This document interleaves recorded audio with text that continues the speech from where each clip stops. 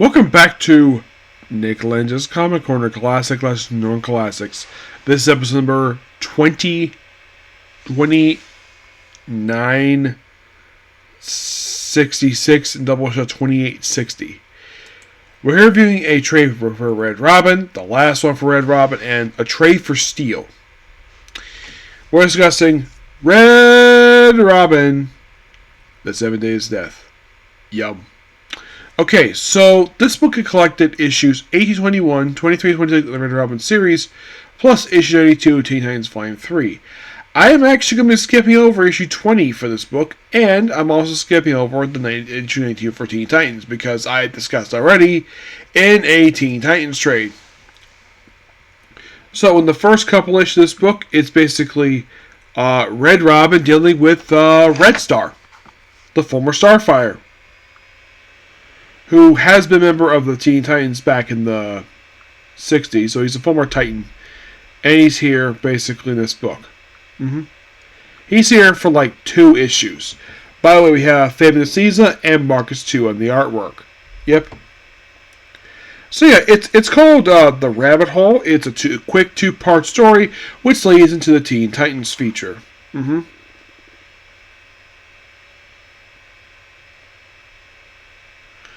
There's also a young girl get involved with this too, which, I gotta admit, this was a really fun 2-parter.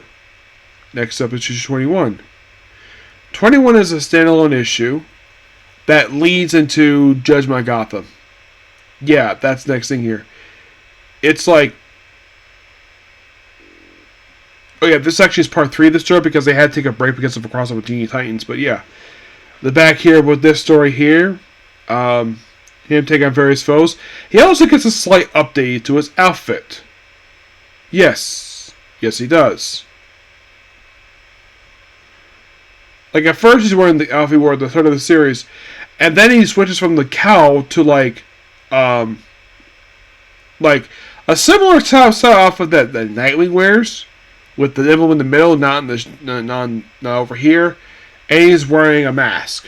Yes, not a cowl, but a mask. Here's a better look at the costume. Yep. He also with Anarchy too, along with it might be like a future version of him. Actually, it's a hologram of the character. So it's almost like the whole of all Red Star, and then the thing ends with the lead in Judgment of Gotham, which its appearance by Anarchy, which actually this is the former general, who's now become Anarchy. And since I've covered already in the Judgment Gotham trade, now discussing the last 4 issues of the series, starting with issue number 23. We have believe it or not, the Bruce Wayne Batman and Red Robin deal with the whole 7 Days of Death. This actually is the last 4 issues of the series, where he's once again working with what was her name? Because Lenz, the new Lenz, who has got a thing for him, despite the fact he still loves Stephanie. Yep, and then of course, basically, then he shows up because, well, he's not Batman. He can show up basically during daylight.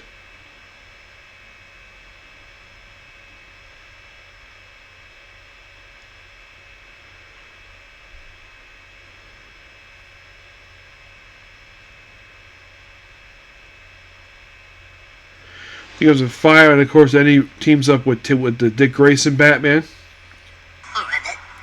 Oh, and the only it's him because he's thin there and doesn't have the little lines on his outfit. He doesn't have the Batman Incorporated. That's why he'll Dick Grayson Batman. And then we have, it looks like a Firefly showing up here. And of course, basically dealing with Tam Fox, who was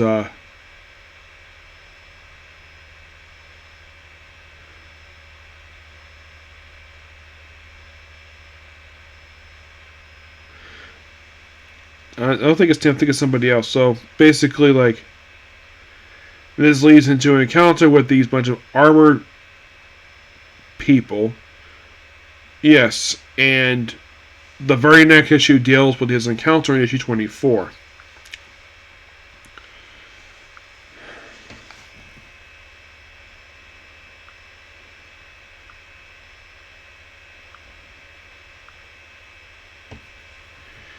Deadly Promises. Yep. For a story called The 7 Days of It's only 4 issues, so maybe it was planned to be 3 more issues, but they probably had to cut it off because of New 52 relaunch. That's probably the reason for it. So yeah, the whole thing is trying to save Lucius and battle these armored folks. It was Monique, who was from the previous story arc, Rabbit Hole, and of course she slashed at him. And then, of course, basically Tim is captured, where this other girl with him, don't know who she is. She takes off her cloak, where it looks like she has like purple in her eyes, takes off the hood, and then proceeds to strip naked right in front of Tim. And the reason for this? She wants him to get her pregnant with his child. Yeah. Basically, in a way the scene is set up, it's almost like Tim is about to be set to be raped by a woman. But look out, that doesn't happen. Nope, it seems like about to start, and then Cassie Gay shows up in her black bat costume, which is literally her Batgirl costume, minus the cowl. Yeah, this is her as Black Bat. The whole thing with Cassie is, she's the Batman of China. Yeah, that's her role. At one point, she stabs Tim, but looking up basically like activating this particular ritual. And turns out, yeah, she didn't kill Tim at all because it was a blood pack. And get this, the katana she used to stab him was retractable. Interesting. Cassie and Tim work well together. And of course, also Tim gets slapped by Tam. Which of course basically these two have thing for each other at the start of the series, but not anymore. And then, of course, we lead into the final issue of the series, issue 26. Where basically the whole thing of this one is called What Goes Around. Oh, I think the 7 Days actually was a 3-parter. So, basically, this last issue is just Tim taking on the man who murdered his father. Though I should point out, this is the second Captain Boomerang, not this is the first one. I think this is not Digger, this is Owen. And of course, we have something that I don't think ever happened. I remember happening pre-Flashpoint. I'll read this again. Mr. Freeze interacting with Captain Boomerang, a Flash villain.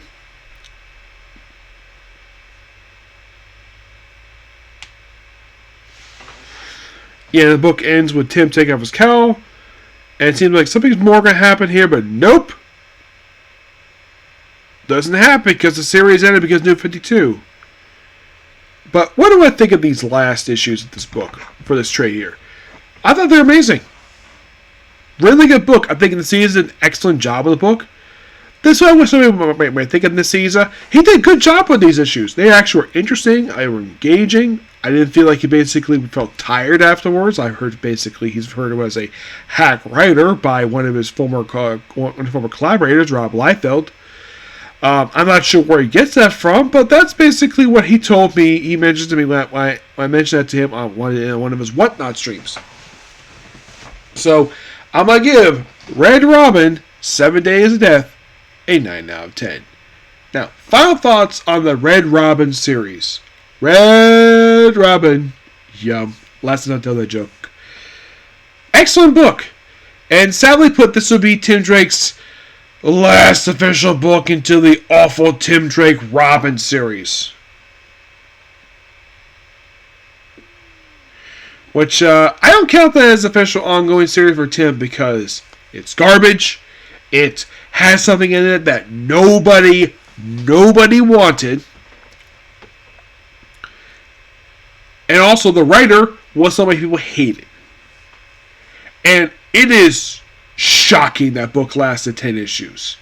Given the fact that it was probably one of DC's most hated titles. When I had heard that book got canceled 10 issues, I heard that the reception for that was, hooray! This awful book is ending! This book was good. Like I mentioned before when I started viewing Red Robin, the sad thing about this series is it's all in trade. That's not the sad thing. The sad thing is the trades fell out of print. Yeah, the trades figures are all out of print. And yet, here's the weird thing related to this. Okay, Tim cannot officially be called Red Robin as a title.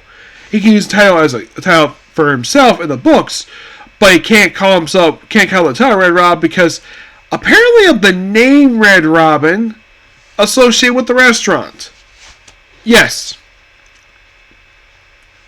And by the way, Tim's costume in this book would not be sitting into some Halloween special.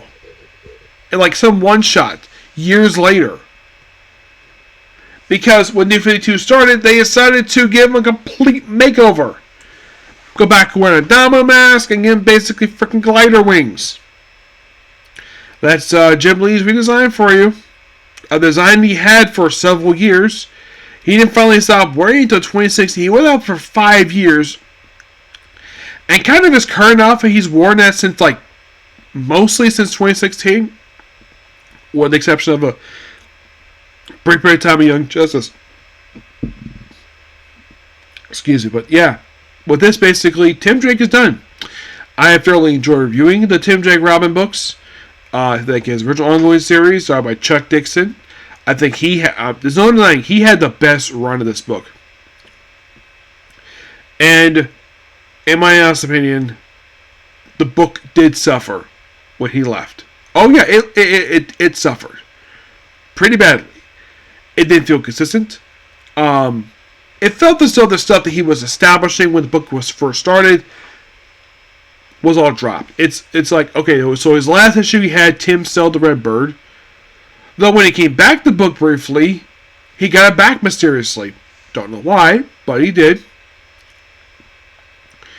But do I think Tim Drake can use an ongoing series again? Yes.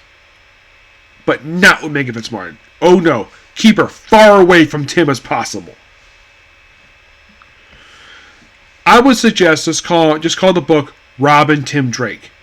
Don't call it Tim Drake Robin again, because if you put Tim Drake before the name Robin, people will think of probably the awful title. Just put Robin Tim Drake. Just call it that. Or just call it Red Robin again. I wouldn't have an issue with it at all. No. Yeah.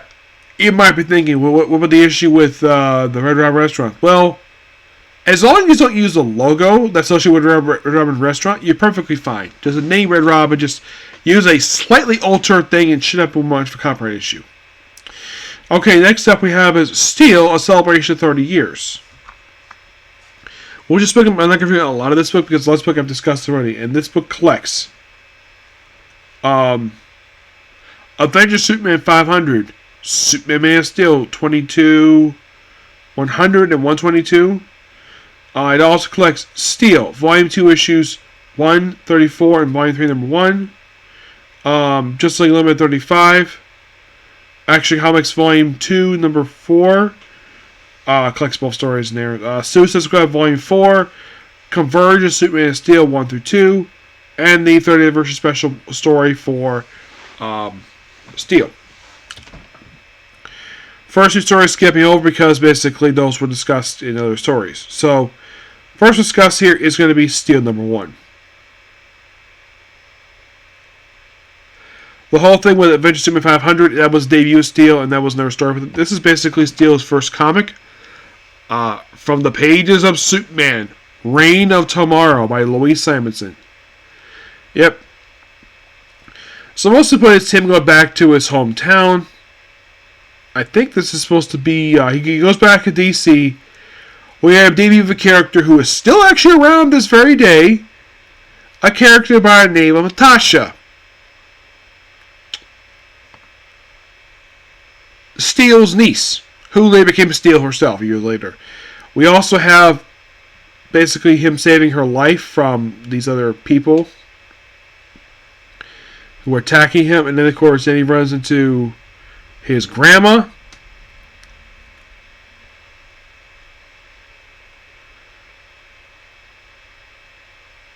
Yeah.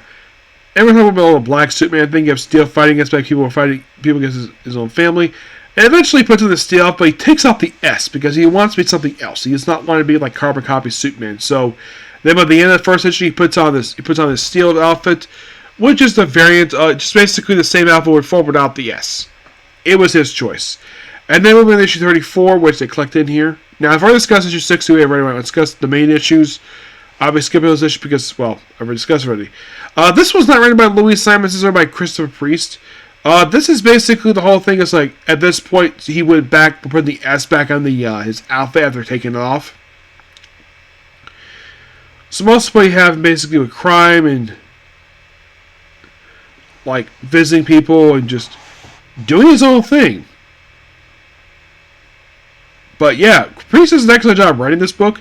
Of course, you have Superman in his mullet phase in this book too, which I think it might be a flashback because in this book basically you have him without the S, gets his hammer out and eventually just does his own thing. And then of course we have JLA issue, which discussed already, and just JLA stuff.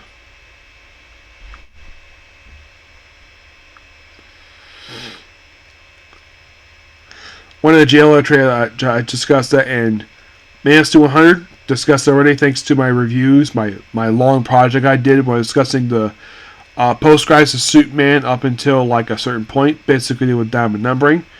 I had discussed this already, and also 122 of Superman. I've discussed already too, so skipping over that one too. Moving on to Justice League Limited number 35. The whole thing with this issue here, it's basically the first in-universe appearance, anime appearance of Natasha Irons in this universe. And her putting on an outfit that's pretty much her outfit that she wears in the main comic continuity. Yeah, this outfit here, yeah, she wears that in the main continuity as well. That's the big thing about this issue, her working with her uncle, The Flash, Wonder Woman. By the way, the Flash TV show was Wally West, not Barry Allen. Yeah. It's like her show potential with team, and she keeps the outfit with the continuity.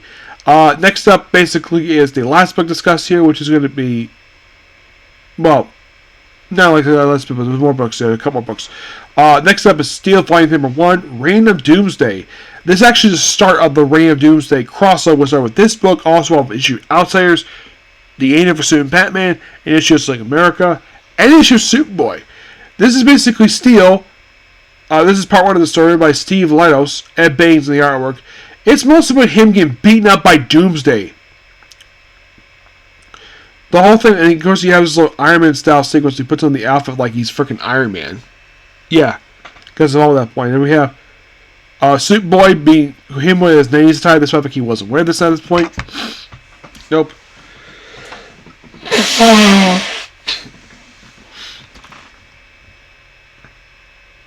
And the whole thing is basically Doomsday is gathering people for this big story, which happens in Action Comics 900. Yep. And all this issue is him finding Doomsday. And of course, the Killers after 37, which discussed already. Previously, this whole cross already was an excellent story. Next book in here is Action Comics Volume 2 or 4, which discussed already in the Action Comics. I reviewed the New 52 Soup Action Comics, so skip over that one. Same thing with Suicide Squad Volume 4, number 24. Yep, that was discussed in New 52 Suicide Squad trades. Next up is Convergence, Man of Steel, Convergence of Superman and Man of Steel, which is all focused on Steel taking on Steel and his niece, taking on and trapping on the planet that Telos basically was running.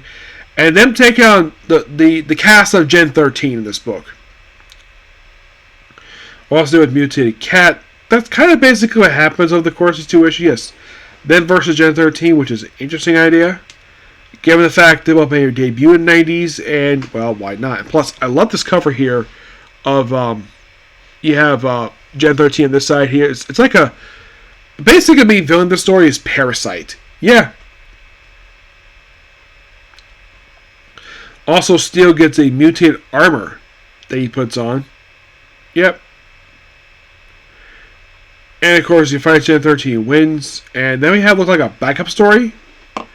Where John, this actually is from the 3rd anniversary of Reign of Superman. Basically, it's kind of like how, by the way, it's written by Louis Simonson.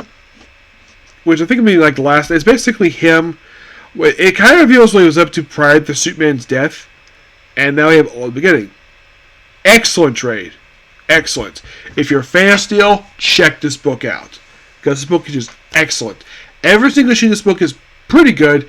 I don't think the Superman Man of Steel 122 is that good, but a lot of the other stuff is really good. The Steel issues are pretty good. That Anniversary one shot is really good as well.